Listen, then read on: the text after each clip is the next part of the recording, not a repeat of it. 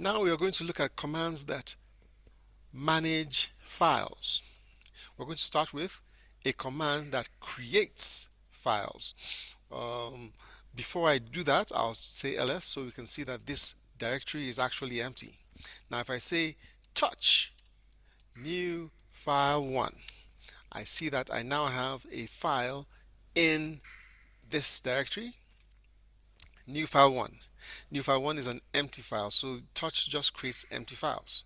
I can say touch new file 2 and new file 3, and I have 3 new files. Okay, so touch creates empty files. Now I can create an empty file by using a text editor. One of the most ubiquitous text editors is the VI. So I'll just use that now.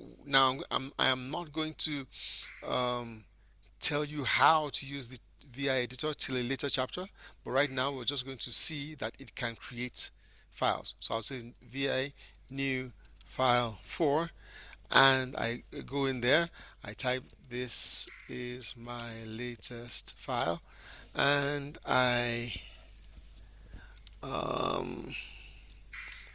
exit. So if I type ls now, I see that I have new file 4 in there. So you can create new files using the touch command. You can create new files using a text editor if the file does not already exist. Now if the file already does exist, the touch command will reset the file. I'll tell you what reset means. I'll tell you what effect the resetting has later. And if the file does exist, the using a text editor like VI will open the file for editing. All right. So let's look at a few other things you can do to manage files. I'll clear this. I can list my files. Now I can say CP. CP means copy. So I can copy new file 1 to new file copied, and if I ls, I see that I have a new file called new file copied. Okay, so copying a file enables me duplicate. Copy means copy. All right, so let's look at another command, mv. Now I can move a file. Now the mv file has two uses. I can move a file and I can rename a file. I'll start by moving a file. I'll say mv new file copied to, and if I ls right now, it's gone. It's been copied out of this directory into the /home/Martin directory. Now if I can also say mv new file 1 to old file. Right? Now what does this do?